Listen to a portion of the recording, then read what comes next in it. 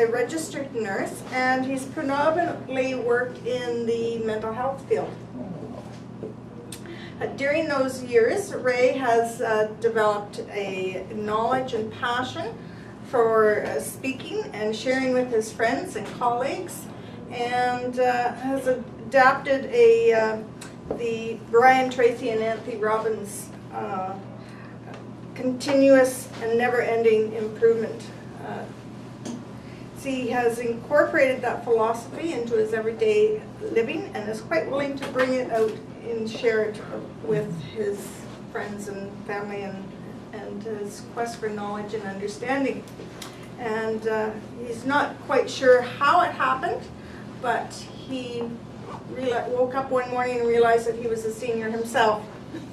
And so he's here to kind of share some of his knowledge with us. So welcome, Rae Stonehouse. Thank you, Joanne. Yes, we're going to be talking about the top 5 strategies for adding abundance to your life as a senior. Now, I mentioned that to I had a friend named Dennis, and I was talking to Dennis, and I told him that I was going to be doing a presentation on this particular subject. And Dennis says, absolutely no way, there's no way you can add abundance to your life as a senior without several $million in the bank. Now, Dennis, he retired young, he retired from real estate. And the way Dennis looks at abundance is based on money. Now, there's a lot more to abundance than focusing on money, and this is what we're going to focus on in this particular presentation. So there's 2 aspects to what we're talking about. We're talking about seniors, and we're talking about abundance. Now, we have, how many seniors do we have in the room here? Do we have some? Do you remember when you became a senior? Do you remember that? Is it really fresh in your memory? Yeah, that's part of the challenge, is that we have this idea that anybody over 50 years old is perhaps a senior. And I'm not even too sure what the rule is on when you become a senior. I found out the hard way, and I have to tell you, it really knocked the wind right out of my sails. It happened out here in Westbank, where we are right now, West Side. I was on my way to work. I work in Penticton. And I dropped off at the local Tim Hortons. And I had one of those discount cards, $5 discount cards. And I ordered a cup of coffee, and I ordered a couple donuts. So the young girl behind the counter, she says, that will be $3.98, and you saved 59 cents for your senior's discount. And all of a sudden I go, what? Senior's discount? And then all of a sudden 3 different thoughts came into my mind as a whirlwind right away. First thought I thought was, how does Tim Hortons possibly know that I just turned 55 3 days ago? You know, it's a $5 gift card. There's absolutely no way that they should know anything about this. This is getting ridiculous that the government knows so much information about you. This should not be happening. But then I thought, no, it was a gift card, so the people that gave me the gift card, they don't even know how old I was, so that absolutely couldn't have happened. But then I thought, well, wait a minute. This young girl behind the counter, she thinks because I've got a few gray whiskers in my beard that I must be an old fart and I must be a senior citizen. And that was even worse than the paranoia that people knew how old I was and more information about me. But then even more importantly, a third thought came into my mind. And she said, and with your senior's discount, and that was the part that I focused on. I actually saved 59 cents using my senior's discount when I turned 55. Now this was 2 years ago, I'm 57 plus now. And since then, I've had a couple opportunities to use that senior's discount. I saved about probably $400 or $500 on a window purchase that I had at the local Rona in Kelowna. So that senior's discount, I'm really happy with that. So we're talking about seniors. We tend to think about people that are 55 years old and older. Well, that's a long range. I think most of us know that when we're talking about, we have a newborn. You're a newborn for how long? About a year? You become, what's after that? You come into a toddler stage, infant. So those are definite periods of time. You get into the early childhood up until you're a teenager. Then you become, I guess there's something now called preteens. I'm not sure what they call them, so you're a range in there. Then you're a teenager from 13 to 19, 20 to 30, you're a young adult, you're getting out experiencing the world. You're still a young adult at probably 25 into 30. Then all of a sudden you're into middle adult range, 30 to 45. 45, you're middle adult. And all of a sudden, around 50, even though you're not considering yourself a senior, the gray hair starts to come forward in places. Maybe thinning, that happens to some people earlier. But you don't necessarily think of yourself as a senior, but other people start to think of you as a senior. And that seems to be what the turning point is. So at about 55 years, it seems the local stores, they have decided that 55 is the magical number, and they start giving seniors discounts. The bulk food stores, different stores give you a discount. So, not too sure how that happens, where they have so much power to determine who actually is a senior. The statistics say that if you are I think it's a 65-year-old man right now, that statistically you are going to live until you're 82 years old. So if you're 65 now, statistically you'll live till you're 82. They won't put that in writing though, and they won't give you any guarantees, so you're really on your own as to how well you're going to last. But what that means is, if you're 65 now, 65, 75, you got another 15 years ahead of you. And here in the Okanagan, where we have such a high demographic of older people, the odds are you will live longer than that. So if it takes you 50 years to become a senior, and you could live to 100, 103, who knows what's going to happen at that age, half of your life is really living as a senior. And yet our whole society is based on younger people. Everything is based on, directed towards the younger person. And yet half of our population is over the age of 50. So in time, we know, if people live, we know that every single one of them is going to be a senior. So the senior is a broad range. Now I'm going to introduce the concept of abundance. Now, the example I gave before, I talked about my friend Dennis. Now Dennis related to abundance to having a lot of money in the bank, and when you have the money, you're able to do a lot more things. In many ways, Dennis is right in that regard. If you do have the money in the bank, you can do a lot of things. But not everybody has the money, but many people still are able to attract abundance into your life. Now, abundance is a concept that I find that it's based on a select group of people that I've asked, that I don't think they really clearly understand the term what abundance is. Anybody here have any ideas about how you would describe abundance in relationship to what we're going to be talking about? Lots. Well, that's a good idea. Lots, abundance. It seems like a simple definition. But the way I look at it is, okay, this past week, some of us celebrated the American Thanksgiving. It was a good reason to cook a turkey up, so I celebrated Thanksgiving. Some people celebrated Grey Cup for Thanksgiving.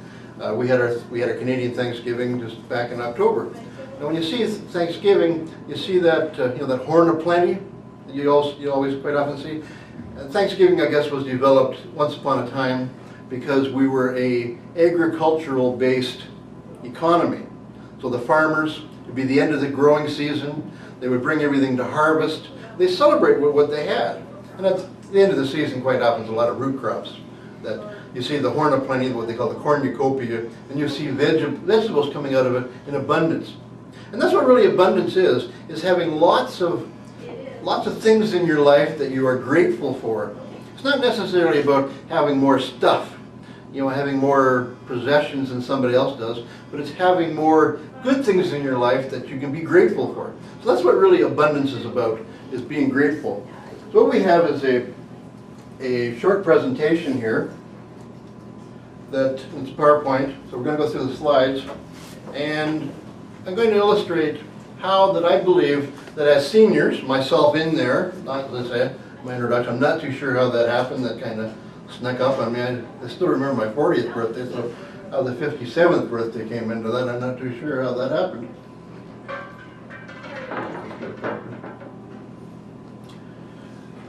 This isn't based on any scientific. This is the world according to Rae Stonehouse. This is, as my introduction, I've worked nursing for a long time. I've worked in nursing going over 34 years, and then most of that I worked in psychiatry. So I work with people on a day-to-day basis. So the things that we come up with are my view of the life that I think that if I apply them to my life, I'm going to live a life of abundance, and that's the reason I'm sharing with everyone here. So you need a reason to get up in the morning. For some people, it's to go to the bathroom. That's really it is. That's the reason to get up. But you need to have need to have more than that. There has to be a purpose to get up in the morning. I work in a psychiatric facility in mental health. Many of my people have depression. Now, I'm not going to ask you if you have depression, but perhaps you know somebody with depression. So depression affects people. It's like having a wet black blanket over top of their head and trying to look through at life through it's a negative force around you, and everything is negative. You cannot see any light. You can't see any enjoyment. You can't see anything good in life. Everything is apathetic. People get up in the morning and they have no plans for the day. So one of the things I have to do first thing in the morning, and I've done it year after year because that's what my job is, I pass morning medication. People come out to get their medication at 8 o'clock in the morning. And some of them are half awake, some are half asleep, some haven't had their coffee yet, some are really in a fog or in a blanket, this black blanket, and some are really depressed. So the people that are really depressed, one of the things that I have to do as a registered nurse is I very much we have multiple roles. As a registered nurse, I'm a teacher, I'm a caregiver, I'm a nurturer. I have to be not a disciplinarian person, but I have to be in charge. I have to run the facility. You wouldn't think of it, as a nurse, I also have to be a cheerleader. Now I want you to think about me in my little outfit and my pom-poms, and I didn't wear that. Don't think I haven't worn one though. But I have to encourage my patients, my residents, to try and change their mindset, to think about something else in life. So quite often when they get up, I ask them how they're doing. I say, what do you have planned for today? Well, nothing. My stock response to that is, well, how do you know when you're done? I say, well, I never thought about that.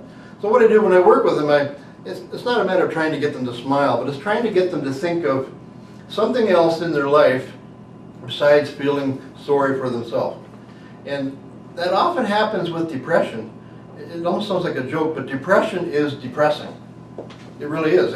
It's a self-fulfilling prophecy. If you are depressed, you will become depressed. And everything that you look at. So one of the big important things is having something to get up for in the morning. Now, I'm still actively working. I'm probably a workaholic. I get great enjoyment out of working, taking on creative projects, taking on something different every day. So when I get up first thing in the morning, even when I get up in the middle of the night to check out the bathroom, my mind starts working on my to-do list. I have to purposely turn it off. But for some people, and this whole presentation is geared towards seniors, is that when you no longer have a job, a going to work every day, earning an income, and many seniors do work. I want to say that jobs aren't necessarily related to money. Jobs can be related to what you do in life. But if you don't have something to get up and go to, your life can be so empty. Many seniors nowadays, with the way the families have changed, we're call them boomerang kids. Our children grew up, they hit their 30s, they went out, all of a sudden they're back home again. They're living with families, and seniors our age, as grandparents, we're now raising our children's children. So for some people, that does give them a reason to get up. Well, I was talking to one woman who gives her a reason to get up at 4 in the morning. 3 kids under 5. That's not what I would want to do for a reason to get up. But people need a reason to get up in the morning. It could be, some people have hobbies. Some people they do volunteer work in the community. It could be volunteer work in your faith, your church, getting out and helping somebody else. It's really a matter of finding where your interests are and getting out there and sharing with other people, networking with other people perhaps, finding out where you can fit in and help other people. And I think that one of the ways to take the pressure off you if you get up in the morning, what am I going to do? I've got a friend named Jim, and he's retired. He said he told me he worked hard all his life. And now that he's retired, he says the most challenging question or the most challenging decision he has to make in the morning is what time he's going to have his morning nap. Then he says his afternoon nap just happens on its own. That's what he says. I don't know if that's true or not. He's down in Palm Springs right now, so I think he's maybe doing something a little more, different than what we are. Many people find that it takes the pressure off you what you're going to do in the morning if you make that decision what you're going to do the night before. So if you're coming from a perspective of gratefulness, perhaps reflecting when you go to bed. Some people pray, some people talk to themselves, but that's a whole other issue. Is to have some self-talk as to what went well today. What is there to be grateful about? What can I do tomorrow? Perhaps what can I do to help myself tomorrow? What can I do to add value to somebody else's life? And I think that's a good thing to add to abundance for any age, but certainly for seniors, get the right direction here. Nope. Can't wait to see what's up next. Okay, the law of attraction. Now, sometimes this is a new concept. Does anybody you heard of the law of attraction? No? You heard of the law of attraction? Mm-hmm. How about you, Phil? You heard of the law of attraction? Mm-hmm. Okay, you probably have. You probably have, but you probably haven't heard of it in that term there of the law of attraction. The law of attraction is a law like gravity. Whether you believe in gravity or not, it's there. We don't even think about gravity. As long as gravity's working, we're fine. We don't even give it a second thought. But if it wasn't working, all of a sudden everything in this room started to be going weird, we started to be floating. Now the law of attraction has probably been around since the time somebody thought of it and said, let's create a law of attraction. What you probably know it as is what you think about comes about. You create your own reality. You heard those kind of thoughts before? Henry Ford, who was the auto manufacturer, invented the Ford cars back around the turn of the century, he had a saying that says, whether you think you can, or whether you think you can't, you're right. So if you think you're going to have a bad day when you get up in the morning, guess what? You are going to have a bad day. That's a self-fulfilling prophecy. I don't know, my mother, like many mothers, would have superstition. There's some things that you don't do. You probably know some of them, the salt shaker falls over, I think it's over the right shoulder, you had to do something. If a knife fell to the floor, that means a man was coming to visit, a fork was a woman, spoon was, well, maybe my family was a little bit weird. But the other things that she did was, you don't talk about something bad. You don't talk about something in a negative way, because it might happen. And that's in the belief that it's a self-fulfilling prophecy. So that's looking at the law of attraction from a negative way. Don't do something, touch wood, or you ever see those, you heard those expressions before? What you're trying to do is you're neutralizing the bad thoughts. Well, if the law of attraction works on the negative side, the law of attraction also works on the positive side. And I know for a fact that it works. I could easily do a 3-hour session just on the law of attraction, on things that I've put out into the world that have come back to me in abundance and have added to my life. I put out that I was looking for more speaking opportunities several years ago, and now they're coming fast and furious. Today I will have 3 speaking opportunities from this morning, the networking session, presenting here this afternoon, and then one this evening. So these kind of opportunities are coming my way. I put out to the world that I wanted positive people that were able to add to my life, that I was able to give to their life. Those opportunities are coming my way fast and furious. I put out there that I'm hoping that money's going to come my way in abundance. It's not coming as fast and furious as I would like it to, but it's out there, and I know that it's when I'm ready for it, and I'm ready for it, the money will start coming in. So the law of attraction is going to be working whether you think about it or not, or whether you think it's not going to or not. So you can control that to a certain extent. So the idea would be to put positive thoughts out there. Your universe is listening anyways, so you might as well put positive thoughts. It can be very scary how powerful it was. I hadn't planned on this in the presentation, but I'm driving a new truck right now because of the law of attraction. I had truck envy. I was in an intersection in Kelowna, 2 years ago, and a nice shiny red truck went by. And I thought, geez, wouldn't it be nice to have a nice new truck? Within 10 days, I was driving a new truck. And all that had to happen was I had to leave Penticton at 7 o'clock in the morning, driving home from night shift, hit some black ice, spin around 3 times, smash into a ditch, have the wheels fall off my truck, my windshield smashed, my truck totaled, and I was driving a new truck. I joke about sometimes that I could be an entrepreneur and sell these tinfoil helmets to keep the universe from reading people's brains. So the universe is listening, so you have to be careful. You have to be careful what you're thinking. So the law of attraction is working. So you create your own reality. So the last sentence there is really profound. What's your current reality?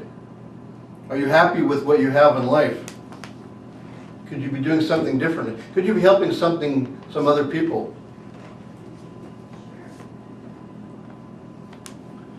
So you need balance in your life. I think some people understand balance better than others. This is mine, it's not based on any science. I tend to think that women understand balance better than what men do. Men, we go to work, we come home, we go to work, we come home.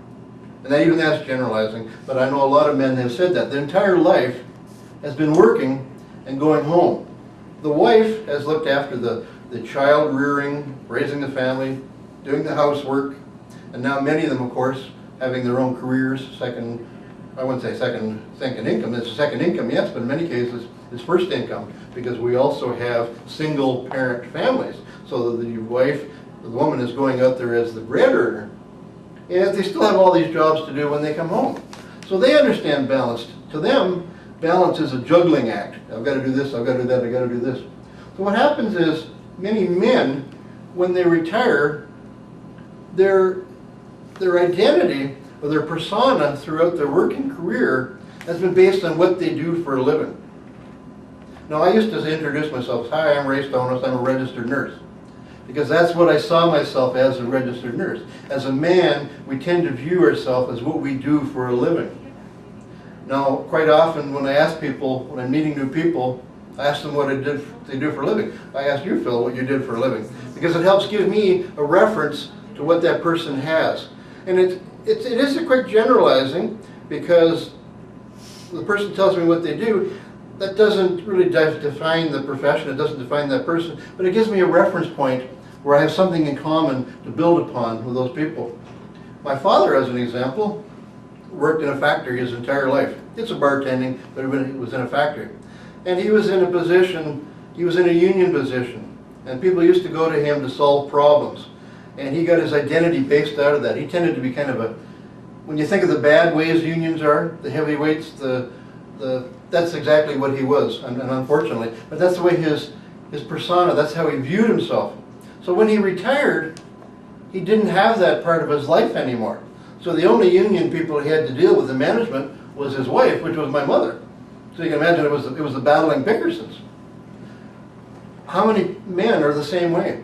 I'm talking, I do a lot of networking, I'm talking to a lot of older gentlemen, and I'm seeing more and more fellows that have retired and have gone back to work, have retired, have created their own business, have retired and retired and retired, and still, because the first year of retirement, the garage is clean, the house is clean, the yard is done, and once they start rearranging the kitchen cupboards, the wife says, you're back to work. You have to find something to do. So balance in life, we think of it as a teeter-totter. And we know when we're out of balance, but we don't always know when we're in balance. So what makes life in balance? Any idea what would add to balance in your life?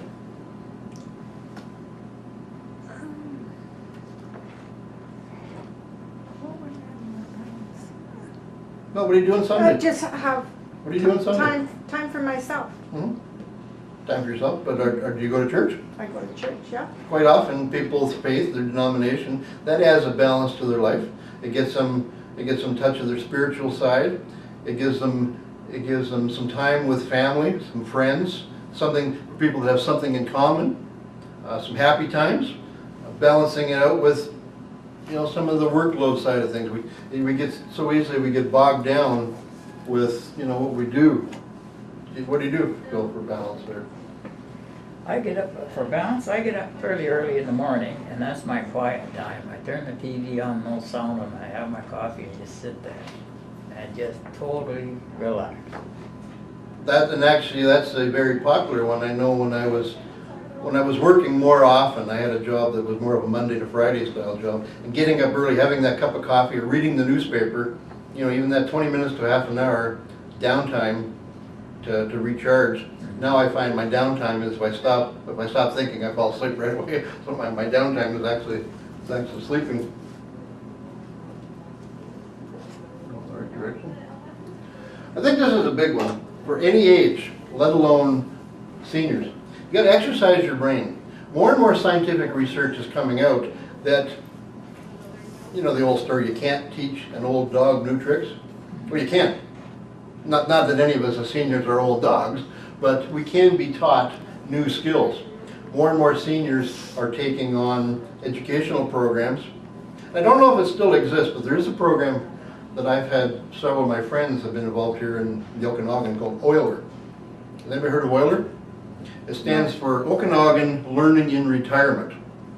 And I would strongly suggest checking it out, because I'm not sure if it even still exists. But what OILER is basically a group like this. The group would get together, and one person in that group would serve as a teacher. But it's very much an informal educational program. So let's just say you had, as an example, say you had an interest in the Canadian Constitution. So you would go out and you would research everything that you knew about the Canadian Constitution. Then you would come back to your group of fellow seniors, and you would do a classroom presentation on everything that you learned on that particular. So it's an informal way of learning. In some ways it reminds, like I'm very strong in Toastmasters, so it's very, very similar to what we do there in a smaller version. But a person would research any given subject of interest and come back and field a question and answer period to their fellow students. So what that does for you, one, it continues to network, you have a chance to meet with people. It also keeps your brain active because you're doing research, and nowadays, of course, we've got computer, we've got access to the internet. The world is truly at our fingertips. Truly, the information, it is, the information highway, it is out there, the information. And you could literally spend your entire life logged onto a computer getting more information. That's according to what my wife says anyways.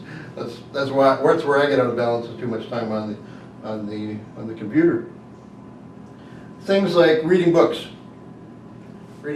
perhaps listening to radio shows, watching. I'm not too sure what to think about television. Television, there's pros and there's cons. Does it exercise your brain?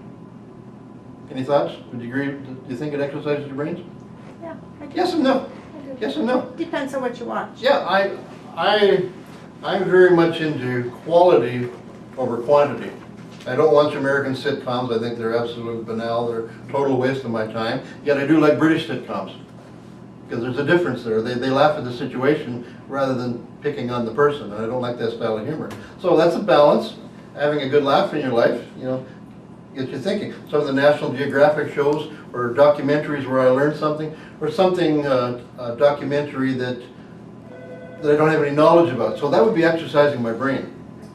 Crossword puzzles, jigsaw puzzles, those ones that have been out, word jumbles, I don't understand those ones. My mother likes doing them. I don't, you gotta find a word, and I find them, I don't know, not as much fun as she does. Sudoku, those ones I don't quite understand, and I've tried doing. You're familiar with Sudoku? Yeah. I don't quite understand those. It's trying to find words and using up so many. But what they do is they use your mental faculties. So the more you practice, the more skill you use it. Our brain cells don't reproduce. We don't get any new ones as we get older. We get less, but we can still increase our intelligence. And I haven't got the research in my hand, but they're saying that the more you use it, the less chance that you have of developing a dementia, like Alzheimer's. Or, do you have any comments on that, Joanne? Since you, I've heard that also, but by being more active, that it certainly helps alleviate some of that. And diet's another big thing that's huge. So use it or lose it. Now, be proactive about your health.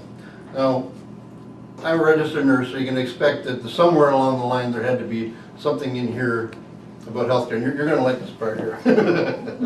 So we found out at our last presentation is that, as I say, this is my belief. We have a illness system. We call it a health system. But it's not a health system. It's totally based on illness. Because when you are ill, you need treatment, you need help. Places like drugstores, places like pharmacies, drugstores, doctors, those are the places you go to when you are ill. Government, the healthcare plan only pays to get treatment when you are sick. If you wanted to go to a healthcare practitioner when you are well, perhaps a holistic practitioner, you're going to have to pay for that on your own, because our healthcare system pays for sickness. Now, there's a lot of money involved in the healthcare system. Big pharma, not a pharmacy store, big pharma. Big pharma is what you would consider the drug developers. They are the companies that create new drugs, they market new drugs. Now, I think many of us, perhaps that have grown up in our generation, we've had this belief that mankind is developing to the point that the drug company and healthcare is going to improve, that we're going to live till we're 120 years old. We're going to live till we're 130 years old, because all these ailments of mankind have been cured. Well, that's not what's happening out there. It's been a monetization of the entire system. The drug companies aren't so much interested in solving our problems. They're not so much interested in curing. They're interested in selling us their cure. So their mandate, and you like to think that it's a very altruistic mandate to solve all the problems of mankind, cure plague, cure all of it. It's not. They are to have a good, positive, solid return of investment for their shareholders. They want you to continue to buy their medication. And they're getting very desperate at trying to find ways to make it work. All of a sudden, one of the things that they're doing now, and you know, as a pharmacy, you'll know that you have drug reps come in on an ongoing basis. They have massive budgets to be able to support their medications that they have. If you go to any medical practitioner or doctor, they would likely have a room the size of this that is just full of free samples. And the more that they give the free samples, there are perks for them. So there's kind of a conflict of interest. And yet on the other side of it, we have an alternative healthcare system where we have, I did some research on it, and there are some 26 different fields of alternative medicine that are not considered mainstream. So what that means is that they don't get funding through the government. Now, some of the ones that might surprise you, surprise me, chiropractors. Did you know that chiropractors are not considered mainstream medicine? They're still considered complementary medicine. So you get into that whole field of hypnotherapy, Reiki, reflexology, ear candling. I still wonder about that one. There were some 26 different fields of alternative healthcare medicine that people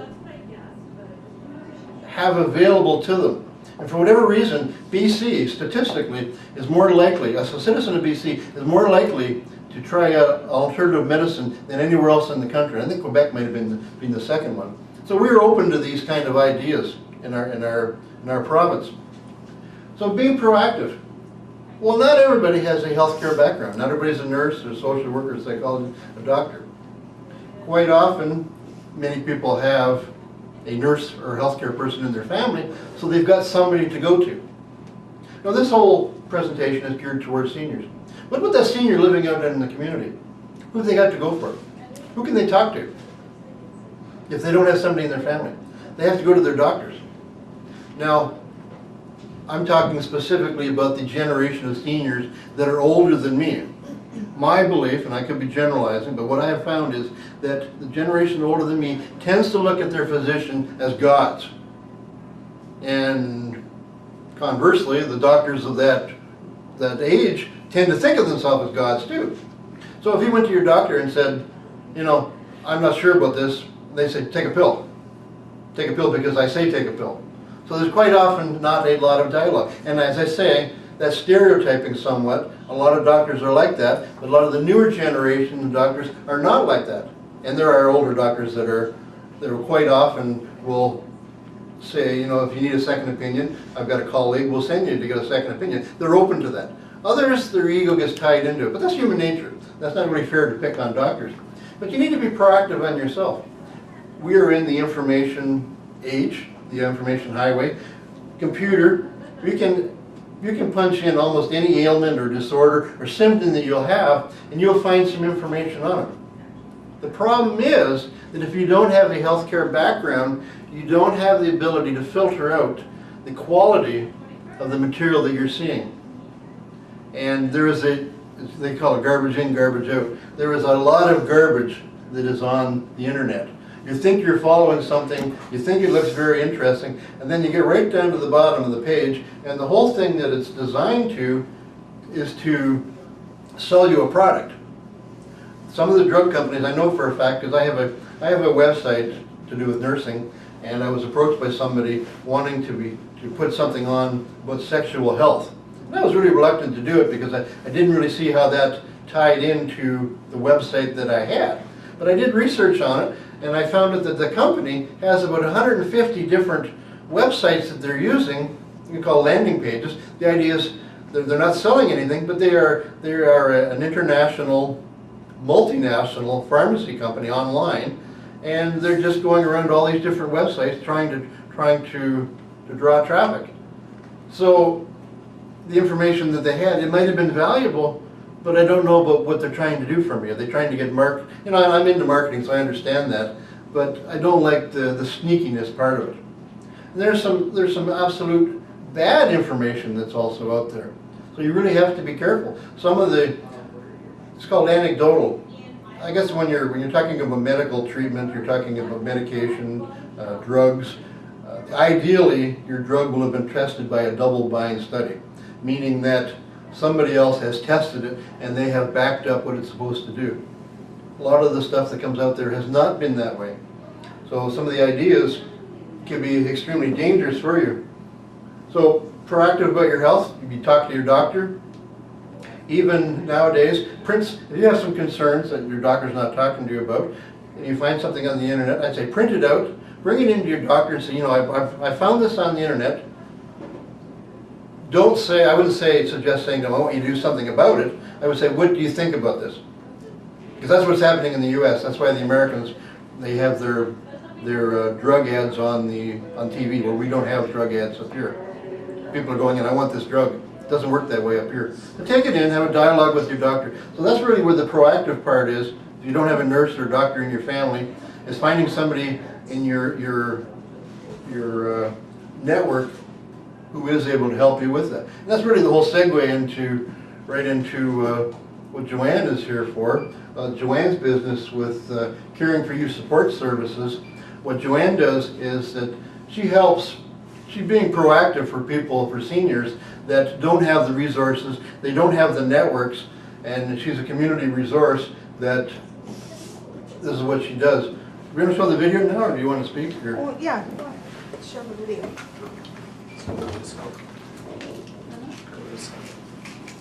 Just go to side, don't touch. Just load. Right there? Right? There you go. Oh, it works.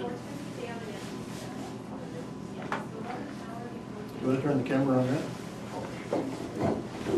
You have to turn up quite well actually on the other My one. name is Lois Waitman, and I'm living now in Kelowna. I have traveled across Canada. First of all, I started in Winnipeg, but then after I got married, moved to Montreal. That is a very beautiful city. It reminds me, or Kelowna reminds me much of the place where I live, in a small settlement outside of Montreal proper. I grew up, as I said, in a small town in Ontario, just east of Winnipeg. A lot of skiing, skating. Those activities are now finished for me, and I have had to think about other things that would keep me busy, occupied, so that I did not get lonely. I moved into a seniors settlement, all about my same age, or maybe a little older. We get along great. There are a lot of activities. I think right now I have no place for me to go. This is where I will end my days. Not that I'm in any hurry, but I have met Joanne, who is with Caring for You, and she has introduced me to James. I either see once a week, I see either one of them, and we go on picnics or just to drive. Have been to a dance with James, and we got along very well, although he told me he didn't know how to dance. I couldn't believe it, because to me, he led very well, and I don't know whether I pushed him around a little bit, maybe I did, but anyway, we got along fine, and I'm waiting for him to ask me to go again. But he does have a wife, and I can't steal his time. Perhaps he has a friend my age, a little difficult, because he's nice and young. But when I say nice and young, do not get the idea that I miss being young, for I do not. Sometimes there is a loneliness, but all I have to do is go across to the estate house, and there's always somebody there, or I phone Joanne, and she either comes to my rescue herself, or she sends James. Whatever the reason, it doesn't make a matter which it is. We always have fun. There's always what I like to call fun and games. It doesn't matter who I'm with. I enjoy the company of young and old.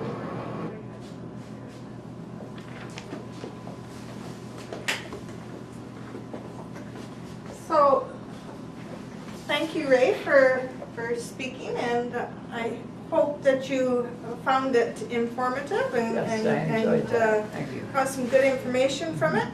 And services that Caring for You offers, we are very proactive into helping seniors maintain a level of independence, being proactive in health, making sure that we have eat a healthy diet is very important to us, and you know, so we want to make sure that you're getting your proteins and your vegetables and that sort of thing. That's we have been doing some studying into a program called the Daniel Plan, and there's 3 doctors that are involved in that: Dr. Amen, Dr. Oz, and Dr.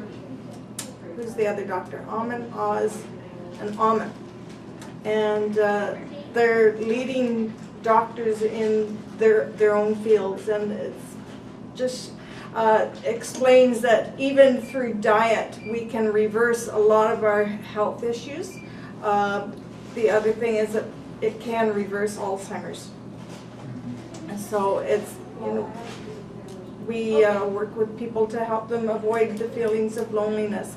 Respite care is a thing too, you know, that people need a break, and you can't do it all by yourselves, and so you have to ask for help, and sometimes that's a little difficult for people to do, but it's there's help out there. So I want to thank you for coming, and thanks again, Rae, for your time. I really appreciate it, and if there's any questions, then I'm available.